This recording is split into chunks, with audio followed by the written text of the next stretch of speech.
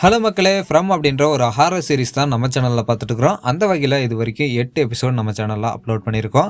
அந்த எபிசோட்ஸ் எல்லாம் நீங்கள் பார்க்காம இருந்தீங்கன்னா லிங்க் மேலே தந்திருக்க செக் பண்ணி பாருங்கள். இப்போ நம்ம பார்க்க போகிறது 9வது எபிசோட். இன்னும் ஒரே ஒரு எபிசோட் தான் இருக்குது. இந்த ஃப்ரம் சீசன் 1 வந்து பார்த்திங்கன்னா நம்ம முடிச்சிடலாம் அந்த ஒரு எபிசோடை பார்த்தோம்னா. அதுக்கு முன்னாடி நம்ம சேனலில் இப்போ தான் நியூவாக பட்டிருந்தீங்கன்னா சப்ஸ்கிரைப் பண்ணாமல் இருந்தால் சப்ஸ்கிரைப் பண்ணிடுங்க. இந்த வீடியோ உங்களுக்கு பிடிச்சிருந்துன்னா மறக்காமல் ஒரு லைக் அண்ட் ஷேர் பண்ணிடுங்க. அது மட்டும் இல்லாமல் நம்ம ஃபேஸ்புக் பேஜையும் ஃபாலோ பண்ணாமல் இருந்தீங்கன்னா லிங்க் டிஸ்கிரிப்ஷனில் இருக்குது, அதையும் ஃபாலோ பண்ணிக்கோங்க. இப்போ வாங்க டைம் வேஸ்ட் பண்ணாமல் இந்த 9வது எபிசோட நம்ம பார்க்கறதுக்கு ஆரம்பிச்சிடலாம். 9th எபிசோடோட ஆரம்பத்திலே நம்ம ஷெரீஃபையும் சாராவையும் தான் காட்டுறாங்க. ரெண்டு பேருமே காட்டுக்குள்ள நடந்து போயிட்டு இருக்காங்க. அப்படி நடந்து போயிட்டு இருக்கும்போது நம்ம ஷெரீஃப் வந்து ஒரு ஷெல்டர் பார்க்குறாரு. இந்த ஷெல்டரை வந்து நம்ம போன எபிசோட்லேயே பார்த்துருப்போம். அதாவது நம்ம ஷெரீஃபுக்கு மந்திர தாயத்துக்கள் கிடைச்ச இடமே இந்த ஷெல்டராக தான் இருக்கும். இதை பார்த்தோன்னே நம்ம ஷெரீஃப் என்ன சொல்கிறாருன்னா சாரா கிட்ட, நம்ம இந்த நைட் மட்டும் இங்கேயே ஸ்டே பண்ணலாம் அப்படின்னு மாதிரி சொல்கிறாரு. ஆனால் நைட்டாக இருக்குது, இன்னும் 2 மணி நேரத்துக்கு மேலே இருக்குது. அப்போ நம்ம சாரா கேட்குறா, இதே கேள்வி தான் கேட்குறா. நைட்டாக இன்னும் 2 மணி நேரத்துக்கு மேலே இருக்குது, எதுக்காக நம்ம இங்கே இருக்கணும், நம்ம இன்னும் நடக்கலாமே அப்படின்ற மாதிரி கேட்டதோடனே நம்ம சரி சொல்கிறாரு, இங்கே பாரு, நான் வந்து டவுனை விட்டுட்டு இது வரைக்கும் தான் வந்திருக்கேன். இந்த டெரிட்டரிக்கு மேலே என்ன இருக்குன்றது எனக்கு சுத்தமாக ஐடியா இல்லை. அது மட்டும் இல்லாமல் நான் இந்த மந்திர தாயத்துக்களை இங்கே தான் கண்டுபிடிச்சேன். அதனால் நம்ம இந்த நைட் இங்கேயும் ஸ்டே பண்ணலாம். இதை தாண்டி போனோம்னா நம்மளுக்கு ஷெல்டர் கிடைக்குமா இல்லையா அப்படின்றது எனக்கு தெரியல. ஷெல்டர் கிடைக்காம போச்சுன்னா நம்ம மாஸ்டர்ஸ் கிட்ட மாட்டிப்போம். அதனால இன்னைக்கு நைட் இங்கே ஸ்டே பண்ணலாம் அப்படின்ற மாதிரி நம்ம ஷெரீஃப் சொல்றாரு. இதை கேட்டதோடனே நம்ம சாரா என்ன கேட்கறான்னா, சரி ஓகே இங்கே ஸ்டே பண்ணலாம், ஆனால் இந்த ஹேண்ட் கப் மட்டும் எனக்கு கொஞ்சம் கழட்டி விடுறீங்களா அப்படின்னு மாதிரி கேட்டதோடனே ஷெரீஃப் என்ன சொல்றாருன்னா, இல்லை கழட்டி விட மாட்டேன் அப்படின்ற மாதிரி சொல்லிடுறாரு. அப்போ சாரா சொல்றா, இங்கே பாருங்க, நான் டாய்லெட் போகணும், அதனால இதை மட்டும் கழட்டி விடுங்க, நான் டாய்லெட் போயிட்டு வந்துடுறேன் அப்படின்னு மாதிரி கேட்டப்போ, நீ டாய்லெட் போகிறதா இருந்தா இந்த கை விலங்கோடவே போ, நான் வந்து இதை கழட்டி விட மாட்டேன் அப்படின்ற மாதிரி ஷெரீஃப் சொல்லிடுறாரு. இதை கேட்டதானே சாராவும் ஒன்றும் பண்ண முடியாமல் போயிடுறா. அடுத்த சீனே நம்மளுக்கு டைனர் தான் கட்டுறாங்க. டைனர்ல வந்து நம்ம டெபுட்டி ஷெரீஃபும் அம்மாவும் பேசிட்டு இருக்காங்க. அப்போ நம்ம டெபுட்டி ஷெரீஃப் அம்மா கிட்ட என்ன சொல்லிட்டு இருக்காருன்னா, நாங்கள் 3 டீமாக பிரிச்சிருக்கோம். அந்த 3 டீம்ல ஒரு டீம் வந்து டவரை பில்ட் பண்றாங்க, இன்னொரு டீம் வந்து இந்த ரேடியோக்கான ஒர்க் எல்லாம் பாக்குறாங்க, அண்ட் கடைசியா இருக்கிற டீம் வந்து அவங்களுக்கு ஏதாவது ஹெல்ப் வேணும்னா அதை பண்ணிட்டு இருக்காங்க அப்படின்ற மாதிரி நம்ம ஷெரீஃப் வந்து அம்மா கிட்ட சொல்லிட்டு இருக்கிறாரு. இப்படி நம்ம டெபுட்டி ஷெரீஃப் சொல்லிட்டு இருக்கும்போது அம்மா என்ன கேட்கறாங்கன்னா, விக்டரை கண்டுபிடிச்சிங்களா, விக்டர் கிடைச்சானா இல்லையா அப்படின்ற மாதிரி கேட்டதோடனே நம்ம டெபுட்டி ஷெரீஃப் சொல்றாரு, இல்லை நாங்கள் விக்டரை கண்டுபிடிக்கல, அவன் விக்டரை தான் தேடிட்டு இருக்கிறான். அது மட்டும் இல்லாமல் அந்த சிம்பிளை பற்றி தான் அவன் யோசிச்சுட்டே இருக்கிறான், அதுவே அவனுக்கு கொன்று போல் தெரியுது அப்படின்ற மாதிரி நம்ம டெப்டி ஷெரீஃப் சொல்கிறாரு. இதை கேட்டதுன்னா அம்மா என்ன சொல்கிறாங்கன்னா, பரவாயில்ல இருக்கட்டும், அவன் ஒரு சோம்பேறியாக இருந்தான், இப்போ இந்த சிம்பிளை தேடி போகிறதுனால அவன் கொஞ்சம் ஆக்டிவாக இருக்கான்ல, அது வரைக்கும் சந்தோஷம் தான் அப்படின்ற மாதிரி அம்மா சொல்கிறாங்க. சொல்லிட்டு என்ன சொல்கிறாங்கன்னா, உனக்கு டைம் ஆச்சு, நீ போய் உன்னோட வேலையை பாரு அப்படின்ற மாதிரி நம்ம அம்மா சொல்கிறாங்க. இவங்க எதை சொல்கிறாங்கன்னா, ஷெரீஃப் இல்லாதனால ஈவினிங் டயத்தில் அந்த பெல் அடிக்கிற வேலை இருக்கும் பார்த்தீங்களா, அது நம்ம டெப்டி ஷெரீஃப் கிட்ட தான் இருக்குது. அவர் வந்து அந்த வேலையை பார்க்கறதுக்கு போகிறாரு. இதை நம்மளுக்கு இப்படியே காட்டிட்டு திரும்பவும் நம்ம ஷெரீஃபோட ஆஃபீஸ் தான் காட்டுறாங்க. ஷெரீஃபோட ஆஃபீஸில் நம்ம பெரியம்மா என்ன பண்ணுறாங்கன்னா, காலனி ஹவுஸில் இருந்தவங்க எல்லாத்தையுமே இந்த ஷெரீஃபோட ஆஃபீஸ்க்குள்ளே போக சொல்கிறாங்க. ஏன்னா நைட்டு இவங்க இங்கே தான் ஸ்டே பண்ணி ஆகணும் அப்படின்ற மாதிரி ஒரு கட்டாயத்தில் இருக்கிறனால எல்லாத்தையுமே இந்த ஷெரீஃபோட ஆஃபீஸில் தங்க வைக்கலாம்ன்ற மாதிரி ஒரு ஐடியாவில் எல்லாத்தையுமே உள்ளே போக வைக்கிறாங்க. அப்படி எல்லாருமே உள்ளே போயிட்டு இருக்கும்போது ஒருத்தனை மட்டும் நோட் பண்ணுறாங்க நம்ம பெரியம்மா. அவனை பார்த்துட்டு என்ன கேட்குறாங்கன்னா, நீ ஓகே தானே, நல்லா தானே இருக்கிற அப்படின்னு மாதிரி கேட்டதானே அவனு என்ன சொல்கிறான்னா, இல்லை பரவாயில்ல, நான் நல்லா தான் இருக்கிறேன் அப்படின்னு மாதிரி சொல்லிட்டு அவனும் உள்ளே போயிடுறான். கடைசியாக வந்து பார்த்தீங்கன்னா இந்த வயசானவன் வரான். வயசானவன் வந்துட்டு என்ன சொல்கிறான்னா, இப்போ நம்ம இந்த ஜெயிலில் தான் இருக்க போகிறோம், வாழ்க்கை முழுக்க ஜெயிலில் தான் இருந்திருக்கிறோம், இப்போ திரும்பவும் இந்த ஜெயிலுக்கு தான் வந்திருக்கோம் அப்படின்ற மாதிரி அவன் வந்து ஒரு மாதிரி பேச ஆரம்பிக்கிறான். அப்போ நம்ம பெரியம்மா சொல்கிறாங்க, இங்கே பாரு, அதெல்லாம் இல்லை, இது கொஞ்ச நாளைக்கு தான், அதுக்கப்புறம் நம்ம திரும்பவும் காலனி ஹவுஸ்க்குள்ளே போயிடுவோம் அப்படின்ற மாதிரி சொன்னதானே இந்த வயசானவன் என்ன சொல்கிறான்னா, ஆமாம் அந்த டவரை பில்ட் பண்ணதானே சிக்னல் கிடச்சிரும், இங்கேருந்து நம்ம கிளம்பிடுவோம், என்னெல்லாம் சொல்கிறீங்க அப்படின்ற மாதிரி இவன் ஒரு மாதிரி சலிப்பாக பேச ஆரம்பிக்கிறான். இதை பார்த்து தானே பெரியம்மா சொல்கிறாங்கன்னா, வாயை மூடிட்டு போ, அதெல்லாம் கண்டிப்பாக நல்லதாக தான் நடக்கும் அப்படின்ற மாதிரி சொல்லிட்டு அவனை உள்ளே அனுப்பிட்டு, நம்ம ஃபர்ஸ்ட் எபிசோடில் ஒரு போர்டு ஒன்று பார்த்துருப்போம் பார்த்தீங்களா, இன்சிடென்ட் நடக்காத நாட்கள் எத்தனை அப்படின்ற மாதிரி ஒரு கவுண்ட் ஒன்று வச்சுருப்பாங்க. அந்த போர்டில் வந்து 1ன்ற மாதிரி போட்டுட்டு நம்ம பெரியம்மா ஷெரீஃபோட ஆஃபீஸ்க்குள்ளே போகிறாங்க. இந்த சீன் இப்படியே முடிஞ்சதோடனே திரும்பவும் நம்மளுக்கு ஹீரோயினை தான் கட்டாங்க. ஹீரோயின் என்ன பண்ணிட்டு இருப்பாங்கன்னா, பேஸ்மெண்ட்டில் குழியானது தோண்டிட்டு இருப்பாங்க. ஏன்னா இவங்க வந்து எலக்ட்ரிசிட்டி எங்கேருந்து வருது அப்படின்ற மாதிரி கண்டுபிடிக்கிறதுக்கு அந்த பேஸ்மெண்ட்டில் குழி தோண்டிட்டு இருந்திருப்பாங்க. இதுக்கு முன்னாடி எபிசோட்லாம் நம்ம பார்த்துருப்போம். அந்த வேலையை தான் இவங்க செஞ்சுட்டு இருந்திருப்பாங்க. அப்படி செஞ்சுட்டு இருக்கும்போது என்ன ஆகுதுன்னா, மேலே நம்ம ஹீரோ வந்து கூப்பிட்றாரு, டின்னர் ரெடி ஆயிடுச்சு, வா சாப்பிடலாம் அப்படின்ற மாதிரி நம்ம ஹீரோயினை கூப்பிட்டதோடனே நம்ம ஹீரோயின் என்ன பண்ணுறாங்கன்னா, சரி நான் வர்றேன் அப்படின்ற மாதிரி இவங்க கையில் ஒரு லேம்ப் எடுத்துகிட்டு அண்டர் கிரவுண்ட்லேருந்து படிக்கட்டு ஏறி மேலே போகிறாங்க. அப்படி மேலே போகும்போது இவங்க என்ன ஆகுறாங்கன்னா, வீட்டுக்குள்ளே போகாமல் வேற எங்கேயோ ஒரு இடத்துக்கு போகிற மாதிரி இருக்குது இவங்களுக்கு. ஒரு டவரில் வந்து இவங்க நடந்து போகிற மாதிரி இருக்குது. அவங்களும் மேலே நடந்து போயிட்டே இருக்கிறாங்க. அப்போ வித்தியாசமான சவுண்ட்ஸ் எல்லாம் கேட்க ஆரம்பிக்குது. அதாவது ஒரு ஹார்பரில் கப்பலோட ஹாரன் சவுண்ட் எப்படி கேட்குமோ அந்த சவுண்டெல்லாம் கேட்குது. அண்ட் குழந்தைங்க அழுகிற மாதிரி சவுண்டெல்லாம் கேட்குது. இதெல்லாம் கேட்டுட்டு மேலே போகிறாங்க. இவங்களுக்கு ஒரு கட்டத்துக்கு மேலே புரிஞ்சிருது நம்ம வீட்டுக்குள்ளே இல்லை அப்படின்ற மாதிரி புரிஞ்சதோடனே என்ன பண்ணுறாங்கன்னா நம்ம ஹீரோவை கூப்பிட ஆரம்பிக்கிறாங்க. ஜிம் ஜிம் அப்படின்னு சொல்லிட்டு நம்ம ஹீரோவை கூப்பிட்டு மேலே போகிறாங்க.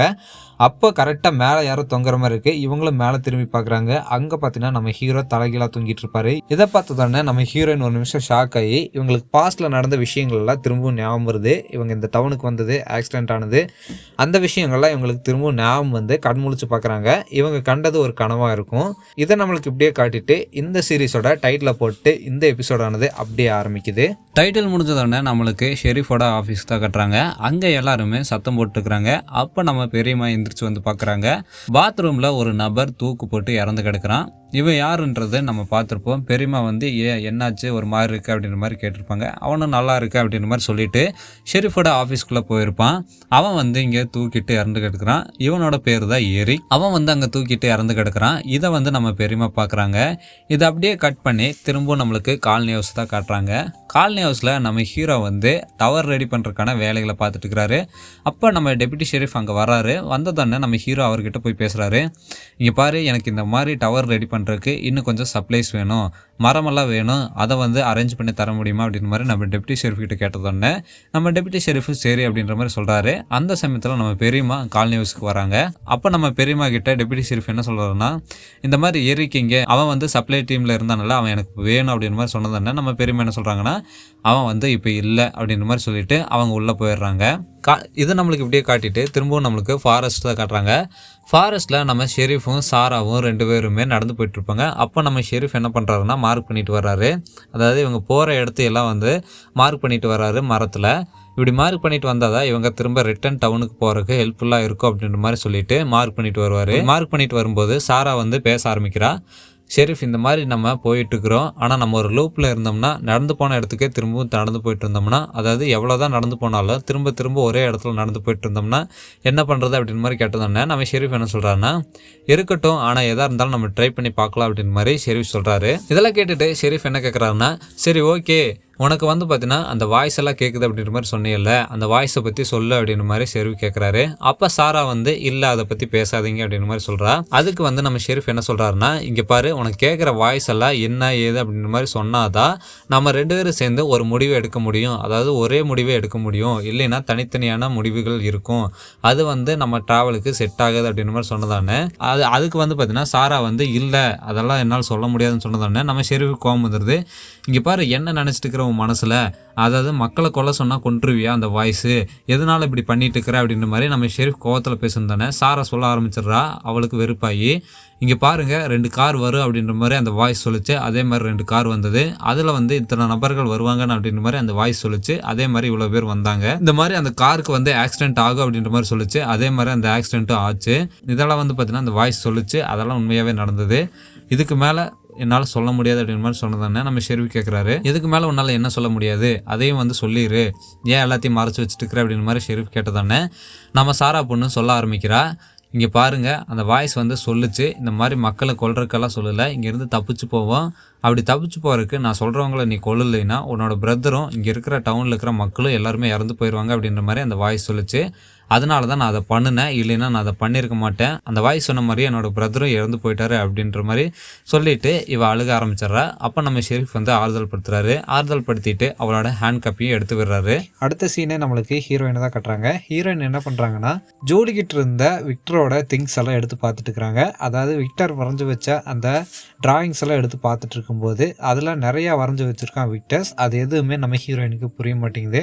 அப்படி பார்த்துட்டு இருக்கும்போது ஜூலியும் வந்துடுறான். அண்ட் அதே சமயத்தில் நம்ம ஈத்தனும் நம்ம ஹீரோயின் பக்கத்தில் தான் உட்காந்துருப்பான். இதெல்லாம் ஹீரோயின் பார்த்துட்டு இருக்கும்போது ஈத்தன் என்ன சொல்கிறான்னா, இதெல்லாம் எனக்கு தெரியும், இதெல்லாம் வந்து பார்த்தீங்கன்னா விக்டர் மறக்கக்கூடாதுன்னு தான் எல்லாத்தையுமே டிராயிங்காக வரைஞ்சி வச்சுருக்கா அப்படின்ற மாதிரி ஈத்தன் சொல்லிட்டு இருக்கும்போது ஹீரோயின் புரிஞ்சுக்கிறாங்க, இவன் வந்து பார்த்தீங்கன்னா பயப்பட்டுருவா அப்படின்ற மாதிரி சொல்லிட்டு, நமக்கு வந்து இந்த டிராயிங் இப்போதைக்கு வேண்டாம், நம்ம வேறு ஏதாவது பேசலாம் அப்படின்ற மாதிரி சொல்லிட்டு நம்ம ஹீரோயின் ஜூலி கிட்ட என்ன கேட்குறாங்கன்னா, சரி நம்ம இந்த இடத்த விட்டு தப்பிச்சு வீட்டுக்கு போயிட்டோம்னா நீ என்ன பண்ணுவேன் அப்படின்ற மாதிரி ஜூலி கிட்ட கேட்டதோடனே ஜூலி என்ன சொல்கிறான்னா, நான் என்னோடய ஃப்ரெண்ட்ஸ் எல்லாத்தையுமே கூப்பிடுவேன் வீட்டுக்கு, ஃப்ரெண்ட்ஸோட டைம் ஸ்பெண்ட் பண்ணுவேன் அப்படின்ற மாதிரி சொல்லுவாள். அதே கேள்வியை வந்து நம்ம ஈத்தன் கிட்ட கேட்குறாங்க. ஈத்தன் கிட்ட கேட்டதோடனே ஈத்தன் என்ன சொல்கிறான்னா, நான் வந்து பார்த்தீங்கன்னா வீட்டுக்கு போகலாம் ஆசைப்படல. ஏன்னா வீட்டுக்கு போனோம்னா நம்ம இந்த மாதிரி டேபிளில் உட்காந்து கேம் எல்லாம் விளையாட மாட்டோம் அப்படின்ற மாதிரி ரொம்ப ஃபீலிங்காக சொல்கிறான். இதை வந்து நம்ம ஹீரோயின் கேட்டதுன்னா அவங்களும் ஃபீல் பண்ணுறாங்க. நம்ம வந்து நம்ம பையன் கூட டைம் ஸ்பெண்ட் பண்ணவே இல்லை, அதனால தான் நம்ம பையன் வந்து இவ்வளோ வந்து ஃபீலிங்காக பேசுகிறான் அப்படின்ற மாதிரி நம்ம ஹீரோயின் புரிஞ்சுக்கிறாங்க. இந்த சீனை இப்படியே காட்டிட்டு திரும்ப நம்மளுக்கு ஹீரோவையும் குடிகாரனதே காட்டுறாங்க.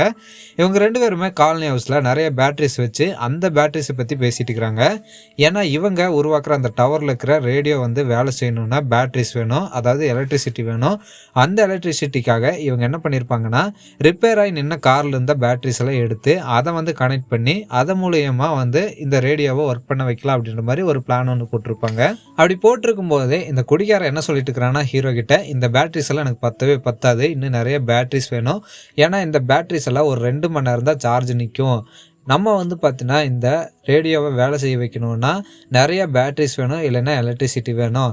அப்போ தான் இந்த ரேடியோவை வந்து பார்த்தீங்கன்னா ஒரு நாளைக்கு இல்லைன்னா ஒரு வாரத்துக்கு ஒரு மாதத்துக்காவது வேலை செய்ய வைக்க முடியும் அப்படின்ற மாதிரி இந்த குடிகாரன் சொல்லிட்டு புலம்பிட்டு இருக்கிறான் நம்ம ஹீரோ கிட்ட. அப்போ நம்ம ஹீரோ என்ன சொல்கிறாருன்னா, நம்ம இந்த பேட்டரிஸ் எல்லாம் திரும்பவும் கார்லேயே ஃபிட் பண்ணி காரை வந்து ஸ்டார்ட் பண்ணி இந்த பேட்டரி சார்ஜ் போட்டு திரும்ப எடுத்துகிட்டு வந்து இங்கே கனெக்ட் பண்ணி ரேடியோ ஒர்க் பண்ண வைக்கலாம்ல அப்படின்ற மாதிரி நம்ம ஹீரோ சொன்னதானே. இந்த குடிக்காரன் என்ன சொல்கிறான்னா, இவன் ஆமாம் இந்த பேட்டரிஸ் எல்லாம் இவன் போய் காரில் எடுத்துகிட்டு போய் வச்சு அதை வந்து சார்ஜ் போடுறான். நம்ம ஏன்டா சார்ஜ் போடுறதா இருந்தால் முதல்ல கார் ஆன் பண்ணணும், கார் ஆன் பண்ணணும்னா அதுக்கு பெட்ரோல் வேணும், பெட்ரோலுக்கு எங்கே போவேன், இந்த இத்தனூன் டவுனில் பெட்ரோலுக்கா அப்படின்ற மாதிரி இந்த குடிகாரன் சொல்லிடுறான். இதை கேட்டுட்டு 2 பேருமே வந்து பார்த்தீங்கன்னா என்ன பண்ணுறதுனே தெரியாமல் நின்றுட்டு இருக்கிறாங்க. அப்போ இந்த குடிகாரன் மறுபடியும் என்ன கேட்குறான்னா, சரி விக்டர் யாராவது பார்த்தாங்களா, நீ கேட்டியா யாராவது விக்டர் பார்த்தாங்களா அப்படின்ற மாதிரி கேட்டதுன்னா ஹீரோ கோவம் வந்துடுது. போடாடே நீயே போய் தேடுறா, அவனை போய் தேடிட்டு இருக்கிற அப்படின்ற மாதிரி நம்ம ஹீரோ பேசிட்டு இருக்கும்போது இவன் இந்த குடிகாரன் என்ன சொல்கிறான்னா, உனக்கு புரியல, நான் ஒரு சிம்பிளை வந்து பார்த்துட்டே இருக்கிறேன் என்னோட இல்யூஷனில், அந்த இல்யூஷன் சிம்பிளை வந்து அவனுக்கு காட்டி அந்த சிம்பிளை பற்றி தெரியுமான்றது கேட்கறதுக்காக தான் நான் அவனை தேடிட்டு இருக்கிறேன் அப்படின்ற மாதிரி இந்த குடிகாரன் சொல்கிறான். இதை கேட்டது ஹீரோ வந்து ரொம்ப டென்ஷன் ஆகி ஒரு மாதிரி பேச ஆரம்பிச்சிடுறாரு. இதை நம்மளுக்கு இப்படியே காட்டிட்டு திரும்பவும் நம்ம பெரியம்மாவை தான் கட்டுறாங்க. நம்ம பெரியம்மா என்ன பண்ணிட்டு இருப்பாங்கன்னா ட்ரிங்க் பண்ணிட்டு இருப்பாங்க. ஏன்னா இவங்களே சோகத்தில் இருப்பாங்க. ஏன்னா இன்னைக்கு மார்னிங் தான் ஒருத்தன் இறந்து போயிருக்கான். அப்படி இருக்கும்போது நம்ம டெப்யூட்டி ஷெரீஃப் வந்து பேசுகிறாரு. நான் கேள்விப்பட்டேன் அந்த நபர் இறந்து போனதை பற்றி, என்னை மன்னிச்சிருங்க, காலையில் தெரியாமல் பேசிட்டேன் அப்படின்ற மாதிரி சாரி கேட்குறாரு. பரவாயில்ல விடு அப்படின்ற மாதிரி நம்ம பெரியம்மாவும் சொல்கிறாங்க.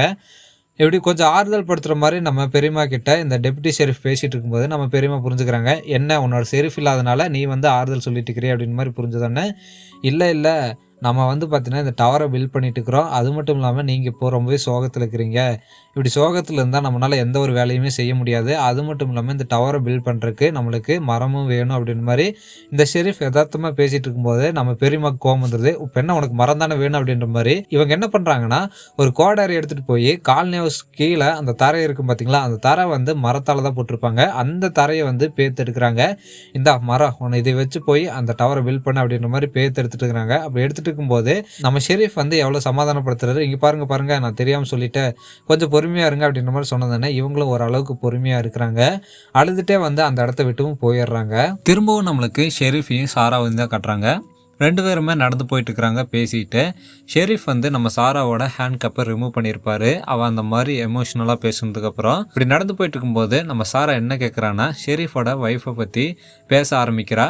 இந்த மாதிரி உங்களோட ஒய்ஃபுக்கு நடந்தது நான் கேள்விப்பட்டேன் அப்படின்ற மாதிரி பேச ஆரம்பிச்சதுன்னு நம்ம ஷெரீஃப் என்ன சொல்லிடுறாருன்னா, இல்லை நம்ம அதை பற்றி பேச வேண்டாம், நீ அதை பற்றி பேசாத அப்படின்ற மாதிரி சொல்லிடுறாரு. இப்படி சொன்னதுக்கப்புறம் சாரா என்ன சொல்கிறான்னா, நேத்தன் வந்து என்கிட்ட ஒரு விஷயத்த சொல்லியிருக்கான்.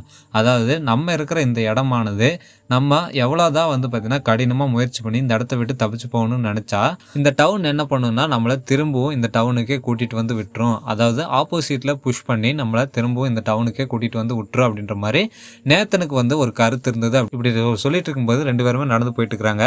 அப்போது ஒரு சவுண்ட் ஆனது இவங்க 2 பேர்த்துக்குமே கேட்க ஆரம்பிக்குது. அதாவது பாட்டில்ஸோட சவுண்ட் ஆனது கேட்க ஆரம்பிக்குது. ஒரு 2 பாட்டில் ஒன்றுக்கு ஒன்று மோதுனா எப்படி ஒரு சவுண்டு கேட்குமோ அந்த மாதிரி ஒரு சவுண்டானது இவங்களுக்கு கேட்க ஆரம்பிக்குது. இவங்களும் வந்து அந்த சவுண்டு வந்த திசையை நோக்கி நடக்க ஆரம்பிக்கிறாங்க. அப்படி நடந்து போய் பார்க்கும்போது ஒரு மரத்தில் வந்து நிறைய பாட்டில்கள் தொங்க விடப்பட்டிருக்கு.